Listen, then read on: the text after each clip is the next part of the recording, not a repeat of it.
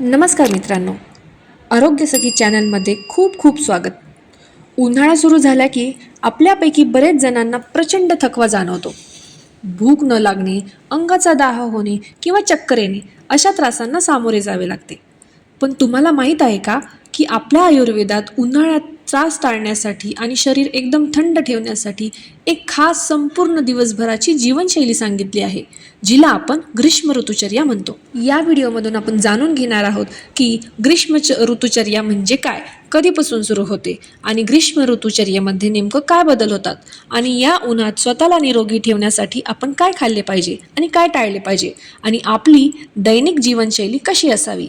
त्यामुळे हा व्हिडिओ शेवटपर्यंत नक्की पहा, कारण या व्हिडिओमध्ये मी शेवटी अशा काही गोष्टी सांगणार आहे ज्या आपल्याला उन्हाळ्यामध्ये आपण नकळतपणे चुकीच्या गोष्टी करत असतो. तर चला मग सुरुवात करूया. तर सुरुवातीला ग्रीष्म ऋतू म्हणजे काय? हिंदू कालदर्शिकेनुसार हा काळ साधारणपणे ज्येष्ठ आणि आषाढ या महिन्यांचा असतो. इंग्रजी महिन्यांनुसार जर विचार केला तर साधारण 15 मे ते 15 जुलै या दरम्यानचा काळ म्हणजे ग्रीष्म ऋतू मानला जातो. या कडक उन्हाच्या काळामध्ये आरोग्य चांगले राहण्यासाठी विहार, आहार, जीवनशैली आणि आचरणात काय बदल करायचे असतात हे आपण ग्रीष्म ऋतुचर्येमध्ये बघणार आहोत. ग्रीष्म ऋतूत बाहेरील वातावरणामध्ये काय बदल होतात? या ऋतूमध्ये सूर्य पृथ्वीच्या अगदी जवळ आलेला असतो, त्यामुळे त्याची किरणे अत्यंत प्रखर आणि तीव्र असतात. वातावरणात प्रचंड उष्णता वाढते, कोरडे आणि उष्ण वारे वाहतात, हवेतील ओलावा म्हणजेच मॉइश्चर कमी होतो आणि सगळीकडे कोरडेपणा वाढतो.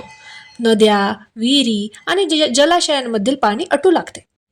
आता पाहूया शरीरात काय बदल होतात आणि त्याची कारणे काय. शरीरातील शक्ती म्हणजेच बल कमी होते, आपण लवकर थकून जातो. पचनशक्ती म्हणजेच अग्नी मंदावतो, त्यामुळे भूक कमी लागणे, घाम जास्त आल्यामुळे शरीरातील पाण्याचे प्रमाण कमी होणे म्हणजेच डिहायड्रेशन होणे, त्वचा कोरडी होणे, अंगाचा दाह होणे, चक्कर येणे, शरीरात पित्त आणि वात दोष वाढणे असे बदल आपल्या शरीरामध्ये होतात. आता पाहूया ग्रीष्म ऋतुचर्येमध्ये दोषांची काय स्थिती असते. वात दोष. वाताचा संचय होतो म्हणजे वात दोष साठून राहतो. उन्हाळ्याच्या दिवसात वातावरणात अत्यंत कोरडेपणा असल्यामुळे त्या कोरडेपणामुळे वात दोष साठायला सुरुवात होते. हा साठलेला वात पुढच्या ऋतूमध्ये म्हणजेच पावसाळ्यामध्ये, ज्याला आपण वर्षा ऋतू म्हणतो, त्यामध्ये पूर्णपणे बळावतो आणि तो आपल्याला त्रास देतो. त्यानंतर पित्तदोष. पित्ताचा प्रकोप होतो म्हणजे वाढतो.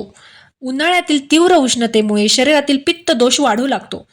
यामुळेच उन्हाळ्यात अनेकांना अंगाचा दाह होणे, डोळे जळजळ करणे, ॲसिडिटी, अंगावर पुरळ उठणे किंवा त्वचेचे विकार होणे अशा पित्तांच्या समस्या जाणवतात. त्यानंतर कफदोष. कफ दोषचा क्षय होतो म्हणजे कमी होतो. या ऋतूत शरीरातील कफ दोष पूर्णपणे कमी होतो, ज्यामुळे शरीराचे बल आणि प्रतिकारशक्ती कमी होते. त्यामुळे सगळे दोष नॉर्मल ठेवण्यासाठी आपण काय करायला पाहिजे ते आता आपण बघूया. आहारातील बदल. पित्त आणि वात शमवण्यासाठी म्हणजे कमी करण्यासाठी आहारात मधुर आणि द्रव पदार्थांचे सेवन करावे. आहारात गोड, पचायला हलके आणि ज्यामध्ये पाण्याचे प्रमाण जास्त आहे असे पदार्थ ठेवावे. हे पदार्थ पित्त शांत करतात. तसेच गाईचे तूप आणि दूध. रोजच्या जेवणात गाईच्या तुपाचा तुम्ही वापर वाढवावा. तूप आणि दूध हे वात आणि पित्त दोन्ही दोषांना उत्तम प्रकारे शांत करतात. रात्री झोपताना कपभर कोमट दुधात 1 चमचा गाईचे तूप टाकून जर ते तुम्ही पिले तर ते तुमच्यासाठी फायदेशीर ठरते. त्यानंतर मडक्यातील पाणी आणि वाळा. फ्रीजमधले अतिशय थंड पाणी पिण्याऐवजी मातीच्या मडक्यातील नैसर्गिकरित्या थंड केलेले पाणी प्यावे. पाण्यात वाळा टाकल्याने, वाळा म्हणजे एक आयुर्वेदिक वनस्पती आहे जी तुम्हाला कुठल्याही किराणाच्या दुकानात मिळेल. पाण्यात वाळा टाकल्याने ते पाणी शरीरातील पित्त आणि उष्णता झपाट्याने कमी करते. तसेच ताक किंवा शहाळ्याचे पाणी दुपारी जेवणानंतर त्यामध्ये थोडीशी साखर टाकून किंवा जिरे टाकून ताक प्यावे. ताजे शहाळ्याचे पाणी शरीरातील इलेक्ट्रोलाइट संतुलित ठेवतात आणि वात पित्त कमी करतात. त्यानंतर पचायला हलके असणारे अन्न, जे अन्न मऊ जसे की मऊ भात, मूग डाळ खिचडी, जेवणात गाईचे तूप, दूध, लोणी यांचा वापर करावा. फळं आणि भाज्या जसे की टरबूज, खरबूज, द्राक्षे, डाळिंब, पिकलेले आंबा यांसारखी रसाळ फळे खावीत. भाज्यांमध्ये दुधी भोपळा, पडवळ, कारली, भेंडी, काकडी अशा पाण्याचे प्रमाण जास्त असणाऱ्या भाज्यांचे सेवन करावे. आता हे सर्व झालं काय खावं याविषयी. आता बघूया आपल्याला काय टाळायचं आहे. तर अति तिखट, मसालेदार पदार्थ, आंबट पदार्थ, अति आंबट दही किंवा लोणचे किंवा खारट पदार्थ आणि डीप फ्राय म्हणजे खूप तळलेले पदार्थ पूर्णपणे बंद करावे, कारण यामुळे पित्त खूप वाढते.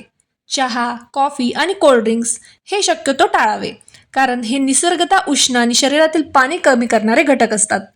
त्यानंतर अतिशय थंड जसे की बर्फाचे पाणी पिणे टाळावे, कारण ते आपले अपचन करतात.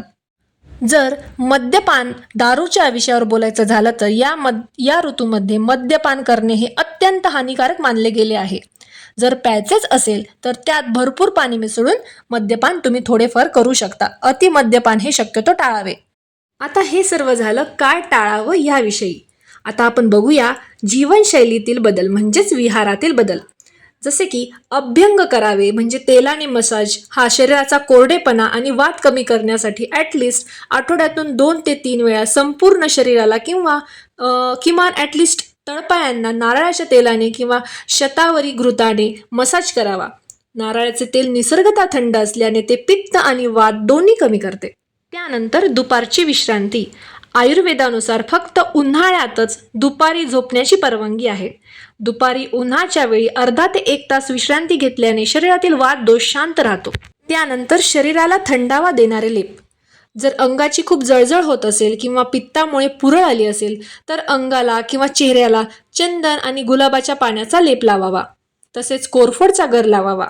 तसेच पाण्यात पुदिन्याचे पानं चिरून टाकून त्या पाण्याने जर तुम्ही अंग धुतले तर त्यामुळे तुम्हाला आराम मिळू शकतो. कपडे घालताना शक्यतो सुती कपडे आणि कॉटनचे हलके कपडे घालावे, त्यामुळे तुम्हाला चांगलं वाटेल.